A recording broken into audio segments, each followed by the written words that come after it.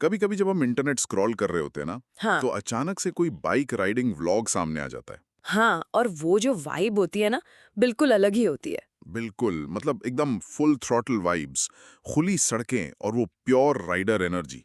India में तो इन मोटो vlogs का अलग ही क्रेज है आजकल। सही कहा।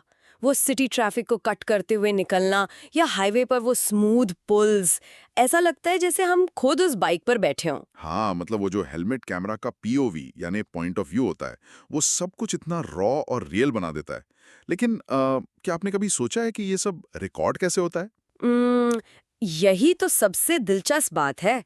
स्क्रीन पर जो इतना सिनेमैटिक और एफर्टलेस लगता है, उसके पीछे काफी तकड़ा तकनीकी जुगाड़ होता है। और सबसे बड़ा सवाल जो आज हमारी इस डीप डाइव का मेन फोकस है कि वो जो हेलमेट के ऊपर एक सख्त प्लास्टिक का गोप्रो लगा होता है, क्या वो सुरक्षित है? मतलब क्या वो उस मजबूत हेलमेट की सेफ्टी को खत्म तो नहीं कर रहा? तो इसी बात की गहराई में जाने के लिए आज हमारे पास दो बहुत ही कमाल के सोर्स हैं। एक तरफ हमारे पास फूगी सिम व्लॉग्स नाम के यूट्यूब चैनल का ट्रांसक्रिप्ट है, जो हमें दिखाएगा कि ये व्लॉगर्स क्रिस्पी ऑडियो और शानदार वीडियो के लिए क्या-क्या करते हैं। और दूसरी तरफ एक बहुत ही सीरियस साइंटिफिक रिपोर्ट है। बिल्कुल, ये TRL यानी ट्रांसपोर्ट रिसर्च लेबोरेटरी की रिपोर्ट है, जिसे सीधे BBC के लिए तैयार किया गया था। इसमें बकायदा हेलमेट्स और एक्शन कैमरा का क्रैश टेस्ट करके देखा गया है। वाओ, मतलब आज हम कंटेंट क्रिएशन के देसी जुगाड़ से लेकर हाईटेक क्रैश टेस्टिंग लैब तक जाने वाले हैं। तो चलिए शुरू करते हैं उस सबसे बड़ी परेशानी से जो हर मोटो व्लॉगर को रुलाती है। आप ऑडियो की बात कर रहे हैं ना? हाँ यार, मतलब जब आप बाइक पर 60 या 80 की स्पीड पर हो, तो वो हवा का शोर ऐसा लगता है जैसे तूफान आ गया हो। इंजन की वो रॉ आवाज तो रिकॉर्ड ही नहीं होती। बिल्कुल, और फूगी सिम के ट्रांसक्रिप्ट में इसी समस्या को बहुत अच्छे से समझाया गया है। उनके पास गोप्रो हीरो 4 सिल्वर है। अब होता क्या है कि धूल, मिट्टी और बारिश से बचाने के लिए क्रिएटर हमेशा गोप्रो को उसके वाटरप्रूफ केस में रखता है। जो कि समझ में भी आता है, महंगे कैमरे को कौन खराब करना चाहेगा, है ना? सही बात है। लेकिन फिजिक्स के हिसाब से देखें तो ध्वनि तरंगों यानी साउंड वेव्स को हवा चाहिए ट्रैवल करने के लिए। जैसे ही आपने माइक को एक मोटे प्लास्टिक केस में सील कर दिया, वो तरंगे अंदर जा ही नहीं पाती। अच्छा, तो वो प्लास्टिक से टकराकर वापस आ जाती हैं। हाँ, और इसी वजह से ऑडियो एकदम मफल्ड हो जाता है। सुनने वाले को ऐसा लगता है जैसे क्रिएटर किसी डब्बे के अंदर से बोल रहा हो या पानी के नीचे हो। अरे बाप रे, ये तो सच में पूरा व्लॉग बर्बाद कर सकता है। तो फूगी सिम ने इसका क्या हल निकाला? मतलब कैमरे को बाइक के फ्रेम पर भी तो लगा सकते हैं ना? फ्रेम पे लगाने से एक और दिक्कत आती है, वाइब्रेशन। भारतीय सड़कों पर बाइक के झटके सीधे कैमरे तक पहुंचते हैं और वीडियो एकदम हिलने लगता है। तो फूगी सिम ने एक बहुत ही स्मार्ट और सस्ता रास्ता चुना। क्या? चेस्ट माउंट, मतलब कैमरे को सीधे सीने पर एक बेल्ट की मदद से बांध लेना। इंसान का शरीर खुद एक बहुत अच्छे शॉक एब्जॉर्बर की तरह काम करता है, तो बाइक के झटके कम हो जाते हैं। ये तो काफी लॉजिकल है, शरीर ने सारे झटके सोख लिए। लेकिन इससे वो मफल्ड ऑडियो वाली प्रॉब्लम कैसे सॉल्व हुई? गोप्रो तो अभी भी केस के अंदर ही है ना? हाँ, गोप्रो केस में ही है। असली मैजिक लाइक सीक्रेट इंग्रेडिएंट यहाँ पर है एक अलग ऑडियो रिकॉर्डर। फूगी सिम ने बताया कि वो ऑडियो के लिए कैमरा यूज ही नहीं करते। क्या बात कर रहे हैं? तो फिर क्या यूज करते हैं? वो एक छोटा सा जूम H1 रिकॉर्डर इस्तेमाल करते हैं, जो करीब $100 का आता है। और अगर किसी का बजट नहीं है, तो वो अपनी जेब में रखा स्मार्टफोन भी इस्तेमाल कर सकता है। ओके। तो मतलब एक छोटा सा लवेलियर माइक या जिसे हम कॉलर माइक कहते हैं, उसे अपनी टी शर्ट या राइडिंग जैकेट पर लगा लो। बिल्कुल, एकदम मुंह के पास। और उसका तार सीधे जेब में रखे फोन या जूम रिकॉर्डर में। इससे हवा का शोर भी कम होता है और इंजन की आवाज एकदम क्रिस्प आती है। क्या बात है, ये तो एकदम परफेक्ट जुगाड़ है। लेकिन फूगी सिम के सोर्स में एक बहुत ही इंटरेस्टिंग पॉइंट था फोन को लेकर। कुछ आईफोन और एंड्रॉयड वाला चक्कर था ना? हाँ, ये एक छोटी सी लेकिन बहुत इरिटेटिंग प्रॉब्लम है। सोर्स के हिसाब से अगर आप इस काम के लिए आईफोन इस्तेमाल करते हैं, तो बाद में उस ऑडियो फाइल को ढूंढकर बाहर निकालना बहुत बड़ा सिरदर्द है। अच्छा, आईओएस में फाइल मैनेजमेंट की वजह से। बिल्कुल। वहीं एंड्रॉयड में ये काम बहुत आसान है। आप सीधे फाइल एक्सेस कर सकते हैं।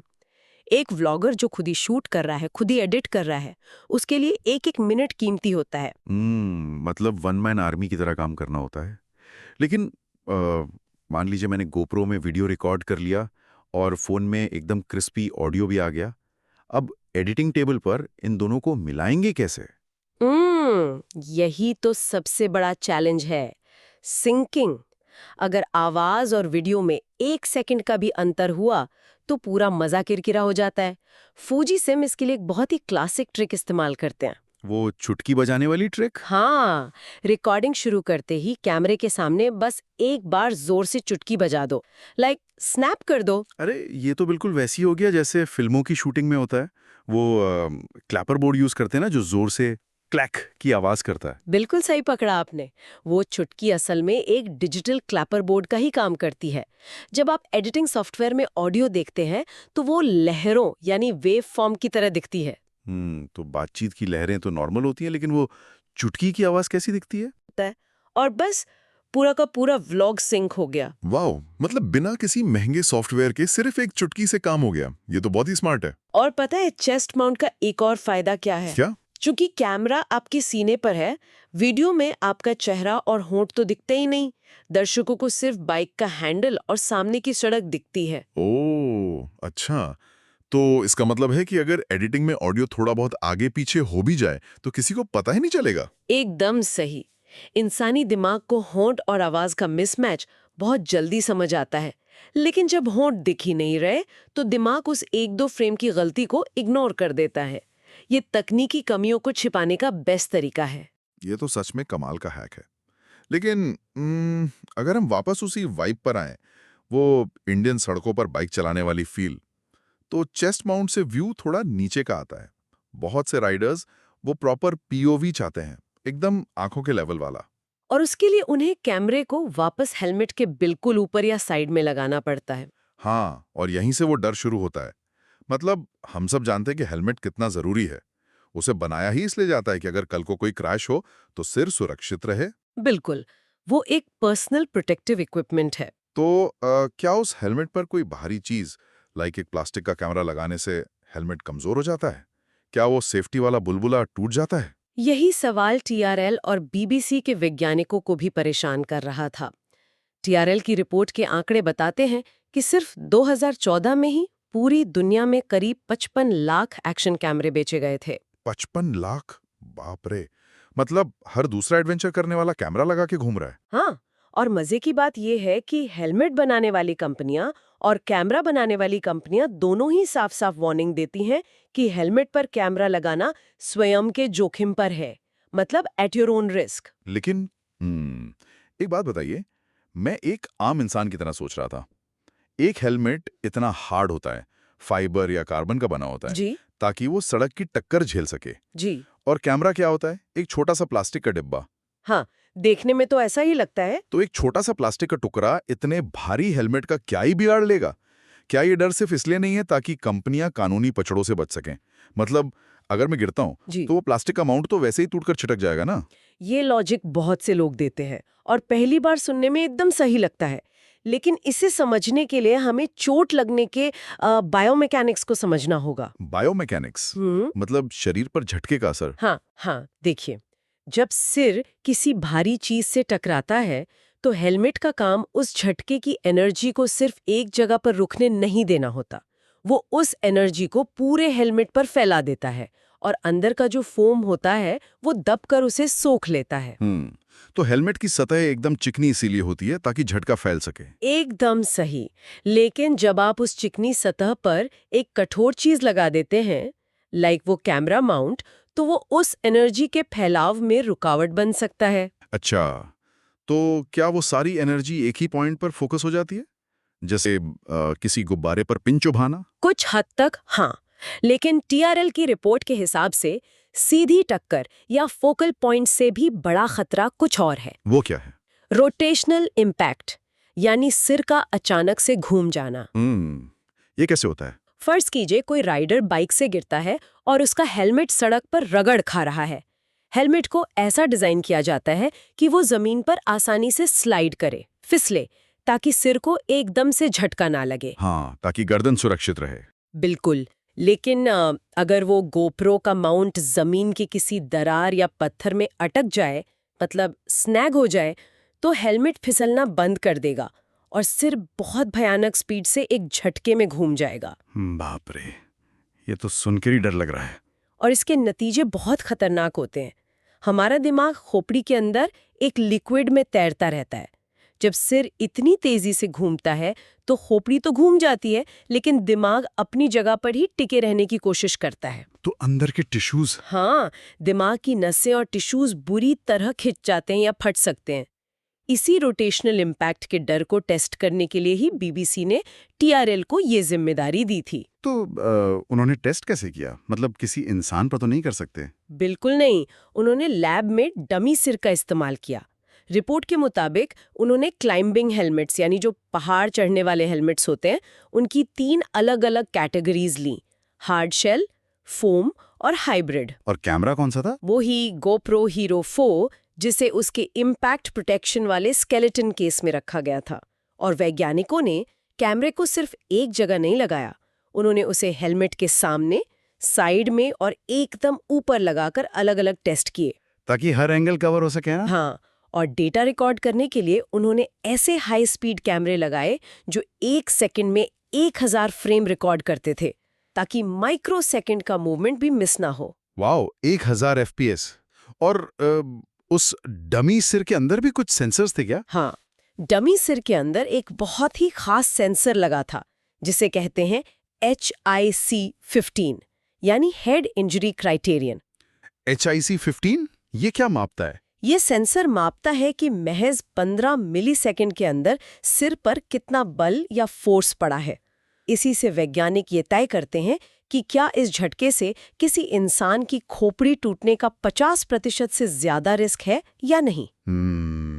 तो मतलब ये जिंदगी और मौत का हिसाब लगाता है? तो टेस्ट असल में किए कैसे गए? रिपोर्ट में 3 बहुत ही ब्रूटल, एकदम क्रूर टेस्ट किए गए। पहला था फॉलिंग स्ट्राइकर टेस्ट। इसमें हेलमेट पर जहां कैमरा लगा था, ठीक उसके ऊपर 2 मीटर की ऊंचाई से एक 5 किलो का लोहे का वजन गिराया गया। अरे बाप रे, ये तो ऐसा है जैसे पहाड़ से कोई भारी पत्थर सीधे सिर पर आ गिरे। बिल्कुल। फिर दूसरा टेस्ट था linear falling head form drop test. इसमें उस डमी सिर को, जिसने कैमरा वाला हेलमेट पहना था, सीधे एक लोहे की सपाट सतह पर ऊपर से गिराया गया। ये सीधा सड़क या दीवार से टकराने जैसा हो गया। हाँ, और तीसरा जो सबसे इंपॉर्टेंट था, वो था oblique head form drop test. इसमें डमी सिर को सीधा नहीं, बल्कि 15 डिग्री के एंगल पर एक स्टील के बार पर गिराया गया। ये वही रोटेशनल इम्पैक्ट वाला टेस्ट है ना? ये देखने के लिए कि क्या कैमरा उस स्टील बार में अटकता है। एकदम सही। यही देखना था कि क्या वो अटकना या स्नैगिंग सिर को इतना तेज घुमाती है कि वो दिमाग के लिए घातक हो जाए। तो दिल थाम के पूछ रहा हूँ, इसके नतीजे क्या निकले? क्या कैमरा ने सच में हेलमेट की सेफ्टी को बर्बाद कर दिया? विज्ञान के नतीजे शायद बहुत से लोगों को हैरान कर देंगे। शोध ने एकदम साफ तौर पर साबित कर दिया कि क्लाइंबिंग हेलमेट पर कैमरा लगाने से सिर की चोट का खतरा, जो लीगल लिमिट्स हैं, उनसे ज्यादा नहीं बढ़ता। वाह, सच में? हाँ, HIC-15 सेंसर के डेटा ने बताया कि झटके से सिर तक पहुंचने वाले फोर्स में कैमरे की वजह से कोई ऐसा इजाफा नहीं हुआ जो खतरनाक हो। खोपड़ी टूटने का रिस्क उन टेस्ट्स में 50% के खतरे के निशान को पार ही नहीं कर पाया। इसका मतलब वो जो प्लास्टिक का डिब्बा वाली मेरी थ्योरी थी, वो काफी हद तक सही थी। जब इतना भारी झटका लगता है तो वो माउंट टूटकर अलग हो जाता है और हेलमेट अपना काम कर पाता है। बिल्कुल, कैमरा हेलमेट की शॉक एब्जॉर्ब करने की मेन क्षमता को कोई बड़ा नुकसान नहीं पहुंचा रहा था। ये राइडर्स और व्लॉगर्स के लिए एक बहुत बड़ी राहत की खबर है। ये तो सच में सुकून देने वाली बात है। मैं तो सोच रहा था कि रिपोर्ट कैमरे के एकदम खिलाफ होगी। लेकिन आपको तो पता है, हर वैज्ञानिक रिसर्च में एक लेकिन जरूर छुपा होता है। अरे यार, मैं खुश हो ही रहा था। अब क्या गड़बड़ है? TRL के टेस्ट्स में एक बहुत ही अजीब और चौंकाने वाली बात सामने आई। जब कैमरे को हेलमेट के एकदम सामने, यानी फ्रंट में लगाया गया था और उसका लेंस पीछे राइडर के चेहरे की तरफ था। हाँ, बहुत से राइडर्स ऐसा करते हैं अपनी खुद की रिएक्शंस रिकॉर्ड करने के लिए। तो जब इस सिचुएशन में क्रैश टेस्ट हुआ, तो पता है क्या हुआ? झटका लगने पर कैमरा अपने माउंट से टूट तो गया, लेकिन वो हवा में बाहर की तरफ नहीं गिरा। तो कहाँ गया? झटके की दिशा ऐसी थी कि वो कैमरा सीधा उस डमी के चेहरे की तरफ जा गिरा और बहुत तेजी से टकराया। अरे बाप रे, मतलब इंसान अपने सिर को बचाने के लिए इतना महंगा हेलमेट पहन रहा है और क्रैश होने पर उसका खुद का कैमरा मुड़कर उसकी नाक या आंख पर मुक्का मार रहा है। बिल्कुल, सिर तो बच गया, लेकिन चेहरे पर गंभीर चोट आ सकती है। ये एक ऐसा खतरा है जिसके बारे में शायद ही कोई क्रिएटर सोचता होगा। सच में, ये तो किसी के दिमाग में नहीं आएगा कि अपना ही गियर अपने लिए विलेन बन जाएगा। इसी वजह से TRL के एक्सपर्ट्स ने अपनी रिपोर्ट में बहुत ही बैलेंस बात कही है। उन्होंने ये नहीं कहा कि कैमरा लगाना पूरी तरह से सेफ या अनसेफ है। उन्होंने कहा कि हर इंसान को अपना रिस्क असेसमेंट खुद करना चाहिए। मतलब ये देखना चाहिए कि आप क्या एडवेंचर कर रहे हैं। हाँ, ये सोचना पड़ेगा कि अगर मैं गिरता हूं तो झटके की दिशा क्या होगी। क्या ये कैमरा टूटकर मेरी गर्दन या आंखों में घुस सकता है? हम सिर्फ तकनीक पर आंख मूंदकर भरोसा नहीं कर सकते। ये बहुत ही सॉलिड पॉइंट है। मतलब आज की पूरी चर्चा से जो सबसे बड़ी बात निकल के आती है वो यही है कि बेहतरीन व्लॉग्स और तकनीक कभी भी कॉमन सेंस को रिप्लेस नहीं कर सकती। अगर आपको शानदार मोटो व्लॉग बनाना है तो जरूरी नहीं कि आप हजारों डॉलर खर्च करें। अगर ऑडियो खराब है तो पूगी सिम की तरह एक जूम H1 और चेस्ट माउंट का सस्ता जुगाड़ इस्तेमाल करें। और सिंकिंग के लिए सॉफ्टवेयर में सिर खपाने के बजाय बस एक चुटकी बजा दें। हाँ, और सेफ्टी के मामले में साइंस ने ये तसल्ली तो दे दी है कि हेलमेट पर कैमरा लगाना आपके सिर के लिए जानलेवा नहीं है, लेकिन वो जो कैमरा टूटकर चेहरे पर लगने वाला खतरा है वो तो है ही। और इसीलिए एक सुरक्षित बुलबुले में होने का मतलब ये नहीं कि खतरे खत्म हो गए, वो बस अपना रूप बदल लेते हैं। ये हमेशा राइडर के हाथ में होता है कि वो अपने गियर का इस्तेमाल कैसे करता है। सही बात है। और इसी बात से मेरे दिमाग में एक बहुत ही प्रोवोकेटिव ख्याल आ रहा है दर्शकों के लिए, जिस पर सबको सोचना चाहिए। वो क्या? अगर साइंस ये कह रही है कि भारी हेलमेट पर भारी कैमरा लगाना सिर के लिए ठीक है, लेकिन वो टूटकर चेहरे पर लगने का एक नया खतरा पैदा करता है, तो क्या आने वाले सालों में हम इन भारी एक्शन कैमरों का इस्तेमाल ही छोड़ देंगे? ये इंटरेस्टिंग है। मतलब आप इनबिल्ट कैमरों की बात कर रहे हैं? हाँ, सोचिए ना, क्या हम ऐसे स्मार्ट हेलमेट्स देखने वाले हैं जिनमें हाई डेफिनेशन 4K कैमरा, बढ़िया माइक और रिकॉर्डर सब कुछ हेलमेट के उस मजबूत फाइबर शेल के अंदर ही मौजूद हो? वाह! एक ऐसा हेलमेट जिसका बाहरी हिस्सा एकदम चिकना हो, ताकि क्रैश के समय किसी बाहरी चीज के अटकने या टूटकर चेहरे पर लगने का कोई डर ही ना रहे। बिल्कुल। हमने शुरुआत में कहा था कि हेलमेट एक सुरक्षा का बुलबुला है जिसके ऊपर हम कैमरा चिपका देते हैं।